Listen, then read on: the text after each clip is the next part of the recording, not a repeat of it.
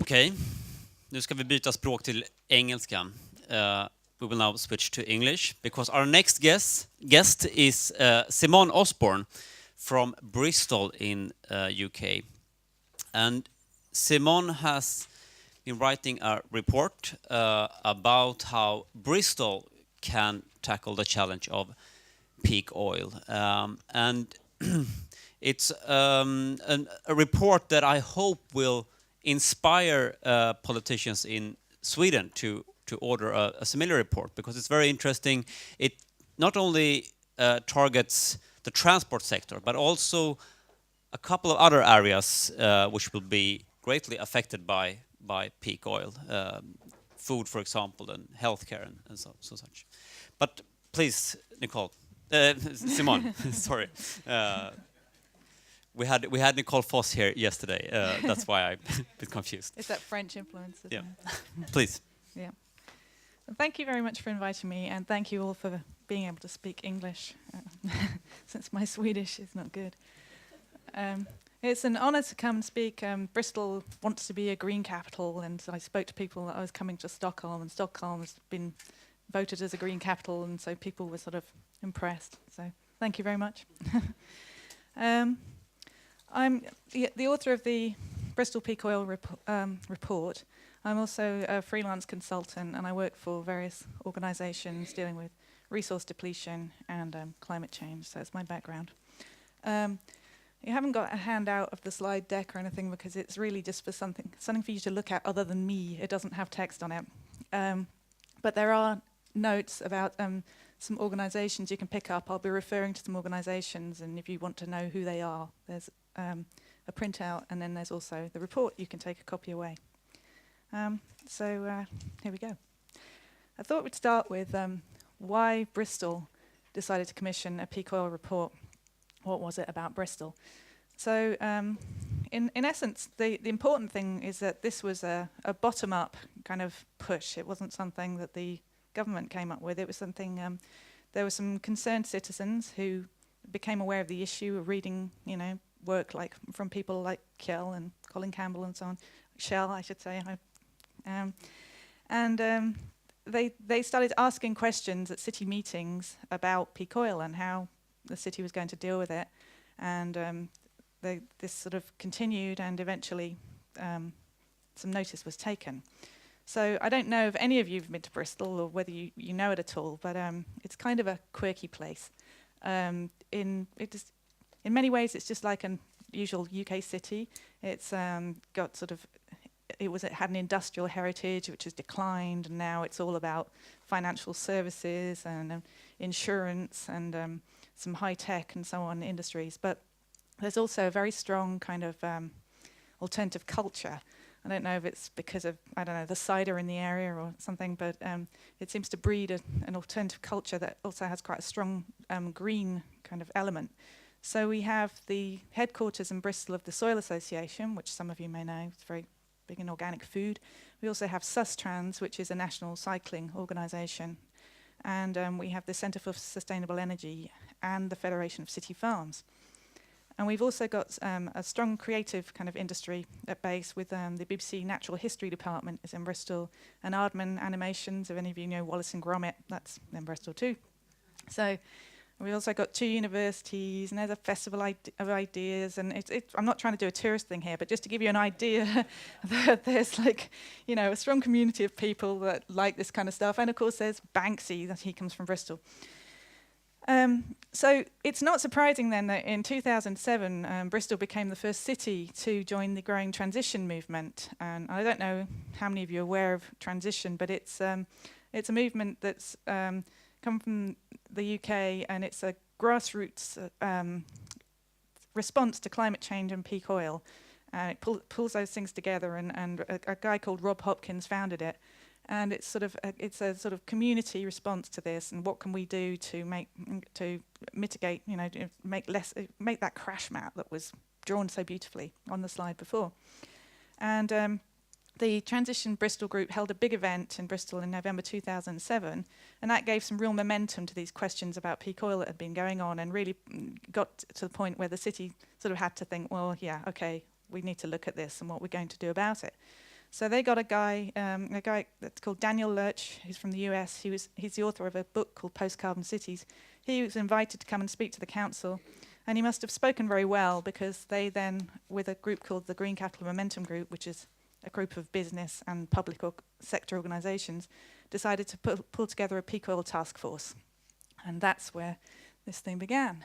So how did we then go to the report? So the peak oil task force, it was pulled together there was meant to be a sort of multi-sector involvement. So there were people from non-profit, and there were people from the local government and from the public sector and so on in this task force. And the task force met and decided that the good thing to do would be to get a report written which outlined what peak oil was, because there wasn't that much understanding of it, and also whether this was something that was important for Bristol, and if it were something important for Bristol, then what should we, what might that look like, and what should we do about it? So the task force put together like the basic structure of what they wanted, and decided that the report had to be like a really kind of authoritative document that would work with government and with organisations, but it could also be public facing, so that it was something that could be used to raise awareness in the city about the issue. So that's what we were looking for. So they invited a number of people to quote for doing the report, and I got chosen to do it. So then this is sort of a bit about how I put the report together. So I guess the main challenge was that you're really dealing with something quite radical, because if you determine that peak oil is an issue, then that's a real challenge to business as usual. And so I needed to put something together that had this kind of radical element to it, but still could be meaningful and acceptable to a broad group of people, so that they would then actually want to act on it. So, and also there are different viewpoints. I mean, you'll see, the oil companies might say, well, yes, there's oil is peaking, but we'll have a long plateau, and then somebody else will say it's going to, dip much more sharply, and so I had to bring that into account and recognise that as well. So the first section is about peak oil. If you've got the report, it's really just a review of the current literature at the time, and that was fairly easy to write, and so on.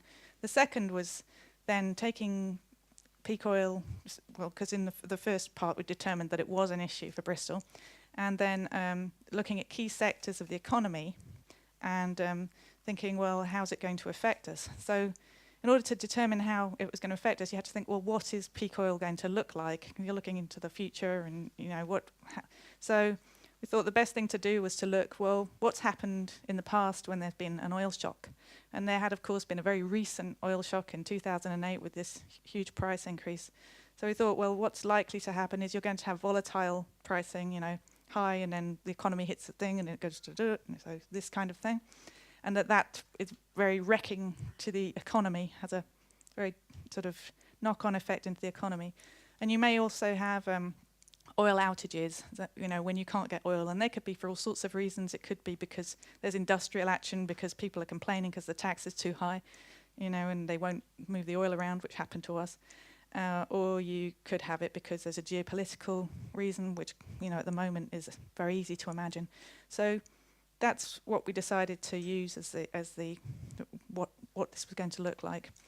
And in the report then, I've used some historical sort of quotes of what happens when an oil crisis happened, both in Bristol and in the UK and so on, but also then did some data analysis on Bristol data and national data and so on, to go into more depth in each of the sectors, so in health and in food and the economy and transport and so on, and look, what might happen here, what are the vulnerabilities. And I did interviews and also for people that were actually involved in the sector, and we did a survey, and it really tried to get as much input as we could, and then get subject matter experts to review the chapters, since obviously I'm not an expert in everything. And then we had the task force sign off on the the document to decide whether that was, whether everybody could go along with this. They also the task force were very, very aware that it's not really useful to just present a problem. If we just came out and said, hey, here's peak oil and it's going to make a mess of everything and you should be worried, and that was all that was in the report, it wasn't going to help anything. That we really had to start to look at what can the city do, what can people start to do to address this. So if you look in each sector, there's a section at the end where you've got some initiatives that are going on already. So this is work that's going on already, probably largely because of climate change and things like that, that will be useful and you could step up and do more of. And then there are also some gaps that are, it's like these things aren't happening and these are things that should happen. And then section 3 brings all of that together. And it's still just a start. This report doesn't fix everything. It's a start. These are some things that can be done. These are some strategies. There's plenty of other things that need to be looked at, and so that's where we went with it.